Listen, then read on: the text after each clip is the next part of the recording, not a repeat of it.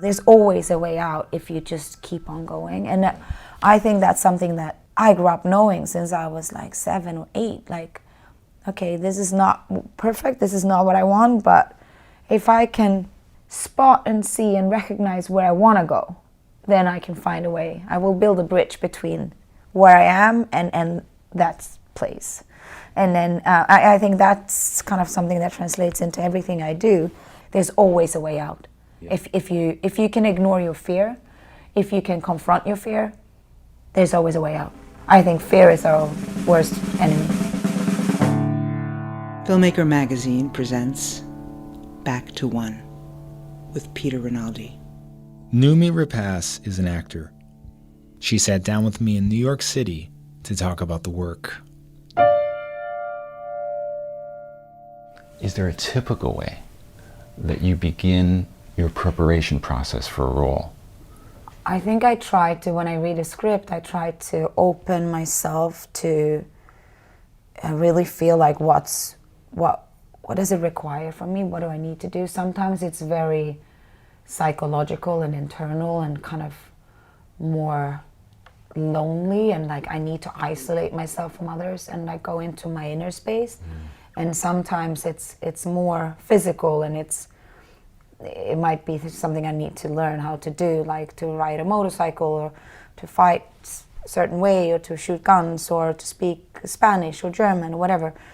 So depending on what kind of person I'm stepping into, my preparation would be dictated from that. And can you just talk to me about close in that way? I heard you had like a year before the actual shoot began. That seems like a long time. It seems like that's a good thing, right? Was there something that you felt like needed to have happen before you began shooting?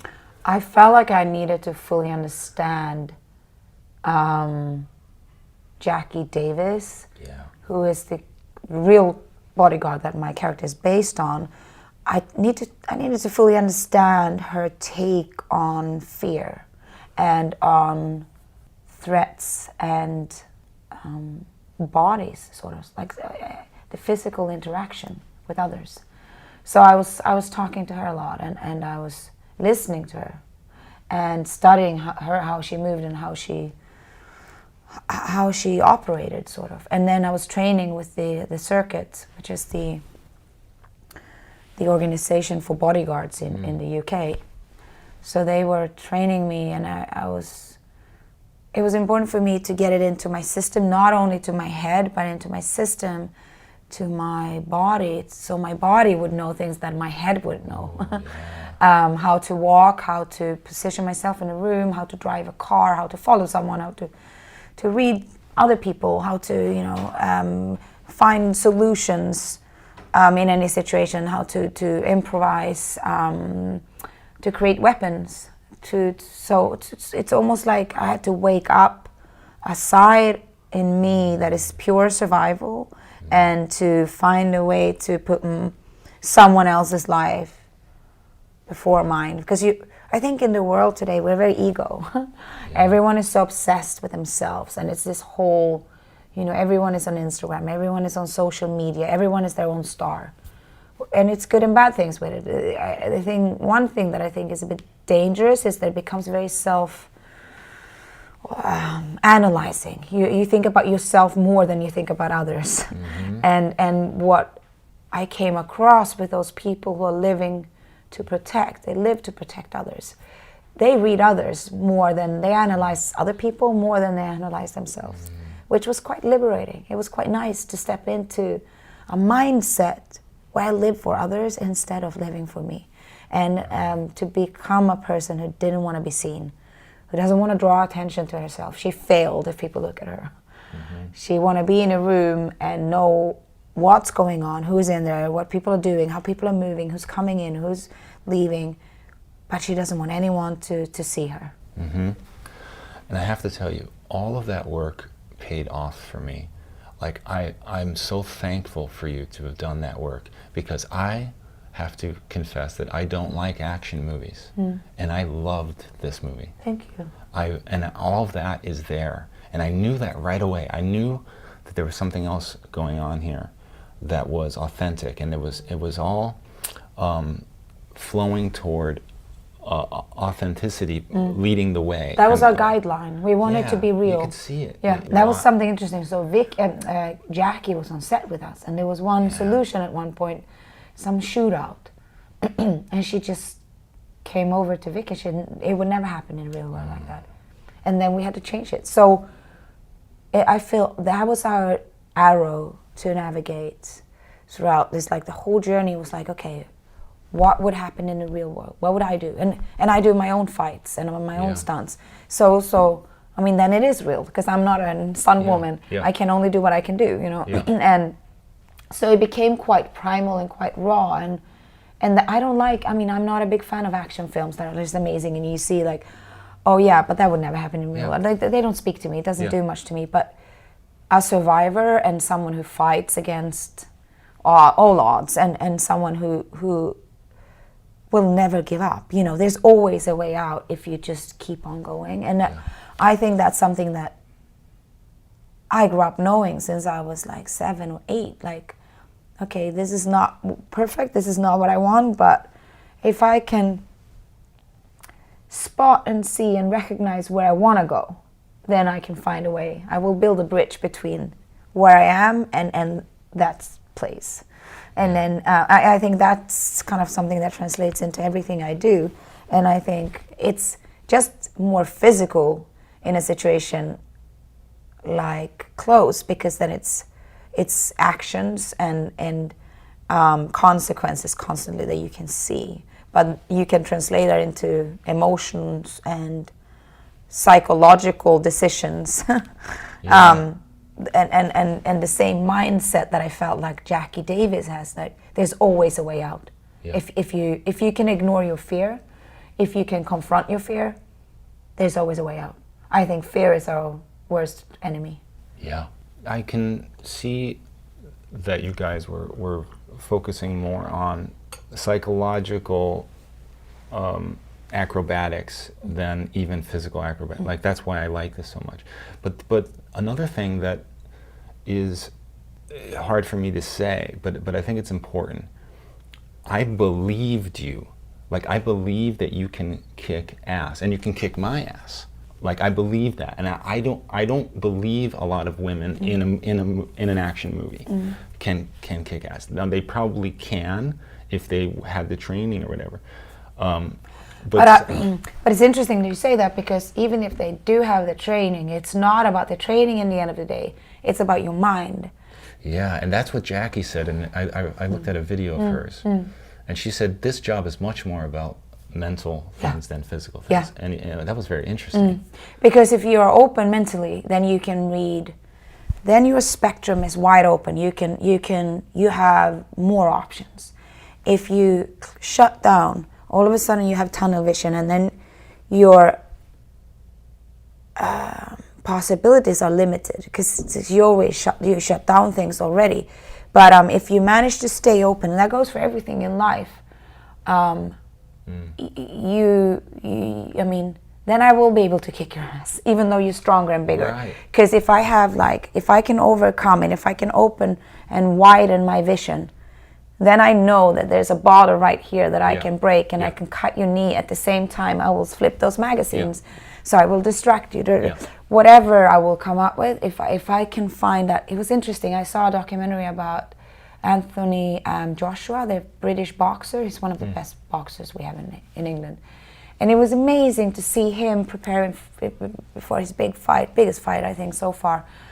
And he was so calm. He's like so relaxed, and he was laughing. He was hanging with his friends, and I was like, that's something I want to bring with me, because when I was younger, had a lot of rage and a lot of anger and a lot of frustration in me,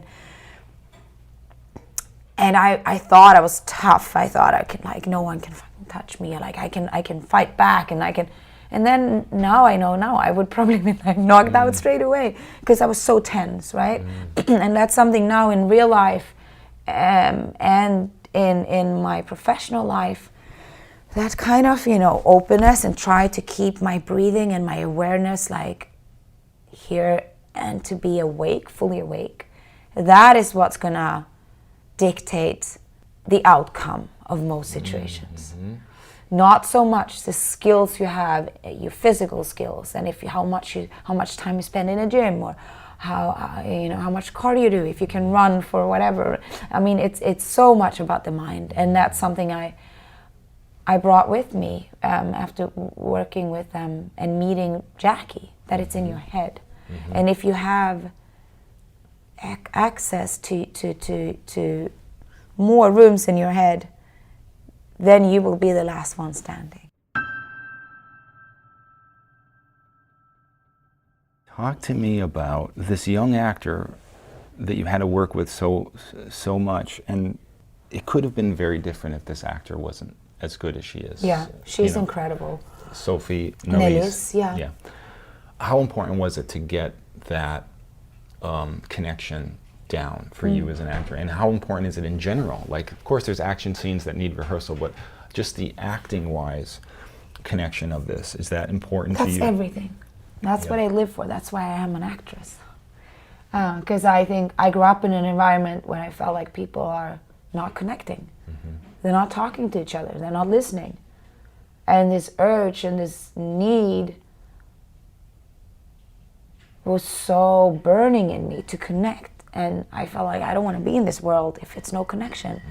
And I was looking at all these adults around me, and they don't hear, they don't listen, they're lying to each other. They're not.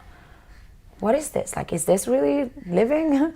I think I mean, one of my early memories was like, I was studying people. I was obsessed with people and always listening, always reading, always like observing.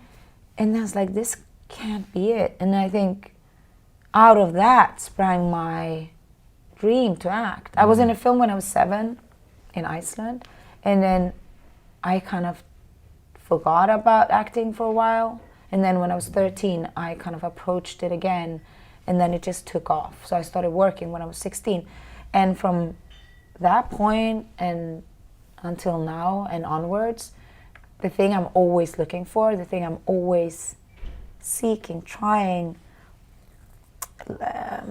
attracting and like hoping for is that connection, because that makes me feel alive, and it makes me feel I can lose myself in you. Then I will listen to you and stop thinking about myself. I will create something with you, and I don't know where it's gonna go. Yeah, we have the script, we have the scene, we have written lines, but a written line can be said in so many different ways. It can mean so many different things. And the truth will only come to life with both of us open and connected. So it's everything for me. And I work with some amazing actors. I feel very blessed. Some very established and some not so established, like Sophie. But we went on a journey together, and it felt like we were both exploring and digging into our characters. And there was days when I felt like I'm lost. Like, I don't know where Sam starts and ends. I don't know where Noomi is really, but it's fine. It's okay. And I saw the same thing happen to Sophie, and I saw her change. I saw her connect with something fierce and kind of animalistic. You know, when she came first to London, when we started training, she couldn't really run. Like, she couldn't run. She was like, she had never, you know, we were doing weapon training, and she never shot a gun, and she started laughing, and she was like making fun of stuff, and then in the end in Morocco, when we wrapped the movie, she was like, she landed, she arrived. And I was like, yeah, if someone would attack you now, you would fight back. And when you wake that animal in you and that survival instinct, all of a sudden it's like this, you know, it's something quite primal that will come to life in you. And I think, I remember it happened to me when I was quite young, and I've never closed that door again. And that goes into everything. I mean, to friendship, to sex, to motherhood. I mean, to be connected with something primal and something that is like before the days of technology. It's something else. And I think when you have a profession that is protecting, you are in touch with that primal core. It's like it's something deep down in your spine and in your DNA that you need to tap into. I feel like this director, Vicky Jewson, I can tell instantly that she had a vision. But I want to know, like, just from an acting point of view, like, what you need in general from a director. And then just talk about her and what you got from her. And did you have to adjust for the way that she directed, or was it the opposite? You know? Oh, we both adjusted, I think. And we, you know, I love feeling that the director has a vision, a dream, a plan, but can go off that and improvise, and because it's never what you think it's going to be, especially if you shoot in a country like Morocco. There's no way you can predict, because it's mayhem. I mean, the first day I was driving this little pedicab, the red taxi, the whole gear stick came out of my hand. And I was like, I had to, like, I just jammed it in, and, you know, luckily enough, it hooked into something, and I managed to stop the car, and my heart was racing. I started laughing. I was like, damn, that was really close. I could fucking die. But that's just, I mean, that's just one thing that happened. But it was constantly, you know, things that happened that just made us realize, like, okay, forget about what we planned.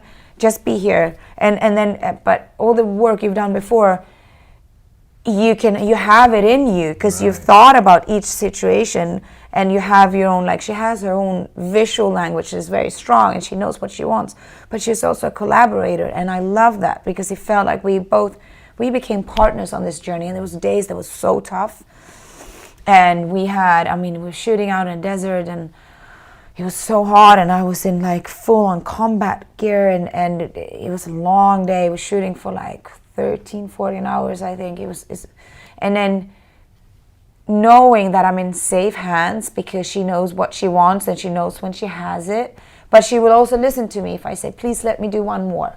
So it was very much a partnership, and that is just something very divine and rare and beautiful, that we are equals, and she needs me and I need her, and I come in, I prepare, and I do everything I need to do before we start shooting. But when I come in, I don't know what's going to be like. So I don't practice in front of the mirror, you know, like, okay, I know my shit, I know what I'm going to do. Like, I just try to come in with an open mind, and like, I'm prepared. I have it all in my system. Now I'm going to forget about it. And I know it's there when I need it, but I'm not going to push for it. I'm not going to say I solved it. I solved the puzzle.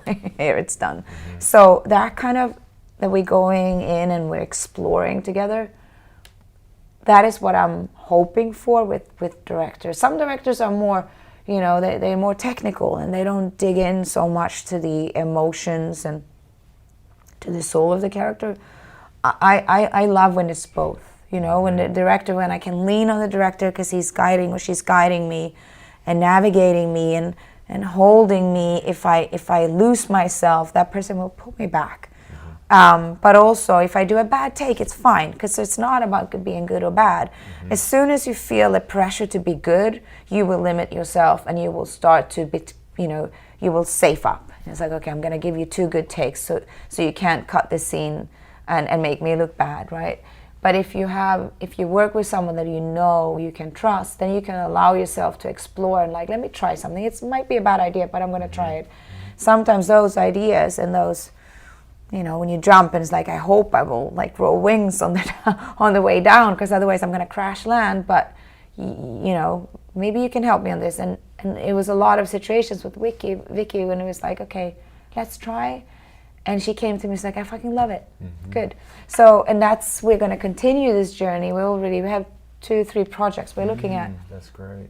And I love this partnership that we have, because it's based on respect and mutual, like, love and admiration, but it's also something, I feel safe with her, even though she's so young, which is amazing. And I also feel like I want to protect her. You know, there was a situation on set. She's a young female director, and there was one of the male crew members that was just didn't respect her, didn't listen to her, and I lost it one day because I was like, shut the fuck up, she's your boss, shut up and sit down, listen to her. And he was like, and I was like, Vicky, the word is yours. Because I'm like, for fuck's sake, she's your boss. Yeah. Just because she's cute and small and a woman, like, you have no right to just disrespect her. She's like, she's the queen here. Yeah. And I've been fighting my whole life, so I'm like, okay, you want to go to battle with me? Okay, I'll fight. Let me guess. He shut up. Yeah, he shut up. Like, talk to me about like when your own personal process, like having to, like, if you get in trouble with something or you're just not present, do you have a routine that you do to get centered again or to get in the moment? I mean, I'm very hard on myself, and I have a very strong, I tap into myself, and I'm asking myself several times a day, are you real? Are you real? Are you lying now? Did you make this up? I mean, do you think this is how it's supposed to be, and then you're just acting that role, or are you actually here? Are you present? Because if you're present, you need to revalue things constantly, because things change. I never know who's going to come into the room, so I can't have like, oh yeah, now I'll put on the, the press day Noomi character, and then I will like, survive the day and come home and be like, okay, fine, done. I'm 100% like, I want to be with you. I want to listen to you and actually try to answer you. And that is something when I'm acting with other actors, I try to listen to them and to actually see like, how do you sit when you say this, and where are your hands? Like, are you nervous? Are you holding back things? Are you in a flow? And how can I help you if you lock yourself in, if you go into a space when you feel like you're trying to be good? Fuck good. Because so I'm trying to, I think when I feel like I'm not present, that's normally when I'm thinking too much about myself. I think I wrote this poem to my son actually recently, and I said like, he's the most incredible person I've met. And then I say it a lot, and my sisters say it a lot, and a lot of people give him compliments, and he was getting dressed, he was in a suit, and I say, wow, you look amazing. And he's like, I know. And I was like, oh, is he getting a bit cocky? Is he getting a bit like self-loving here? So I wrote a poem, and it started with like, your ability to see and love others is what's going to protect your own beauty. It's kind of, it was a while ago, but it kind of started with something along those lines. And I think I know that my flow is connected to being here with you. My beauty and my freedom is connected to other people. We are, the connection and the interaction is the key to everything. So every time I feel like I'm not fully here, that's when I get like, I start spinning too deep into my own. I mean, it can be destructive thoughts, but it can also be positive things. I mean, but it's that kind of me thing. Doesn't come in. There's no oxygen. Nothing comes into that bubble, and you're not going to change if you are alone. Like, I'm a strong believer in change. Is there something you want to do deep down that you're not being allowed to do? Or you're not giving enough. You haven't been given enough chances to do. Is there a part of you that you want to? I'm quite quirky. I mean, I have this.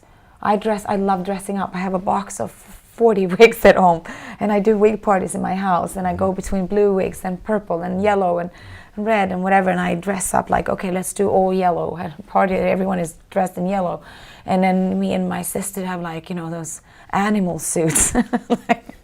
It's like so ridiculous. We're dancing like 2 a.m. It's like I'm a big flying squirrel, and people don't know that side of me. A lot of people think I'm badass and kick-ass and really cool and tough, but like that whole side, like it's this kind of I learned to laugh at things. I mean, I came out of my family was quite dysfunctional, and there was a lot of depression and darkness and sadness and addiction and stuff, and And then at one point, I started laughing, and I was like, okay, we got to survive this by laughing. Because it's like, we can't, I mean, otherwise someone, it's just going to go really bad. If you let your anger and your frustration or your sadness take over, this is just, I see where it's going to go. So it was actually on my sister's graduation. I just grabbed her and we started laughing at some absurd, madness that was going on that was really quite horrible. And we started laughing. We were in stitches on the floor. And I just said, laugh with me, laugh, laugh, laugh. I mean, we were laughing. And I think that side, that's at some point, that's something I will translate and kind of explore in films as well. I won't do a comedy, but that kind of, it's something quite light, but it's connected in something that is, it's a lightness that is sprung out of chaos. And I love films like 3 Billboards and, Gran Torino. Do you remember that one with Clint Eastwood? I loved it. For me, it was like a comedy. I was laughing, but it's also quite, it's broken and it's a lot of layers. But so that's something I feel like I'm drawn to, and because it's a very big part of me. And I think that's something people. A lot of people, when they meet me, I was like, oh my God, you're so funny. And you're pretty. Why do you always dress down in films? And I was like, I don't dress down. I just don't dress up. Noomi Rapace, thank you so much for this. Thank you. Back to One is a production of Filmmaker Magazine, which is a publication of IFP, the Independent Filmmaker Project. It's produced by Spencer Rain. Listen to back episodes of this podcast at filmmakermagazine.com or wherever you get your podcasts.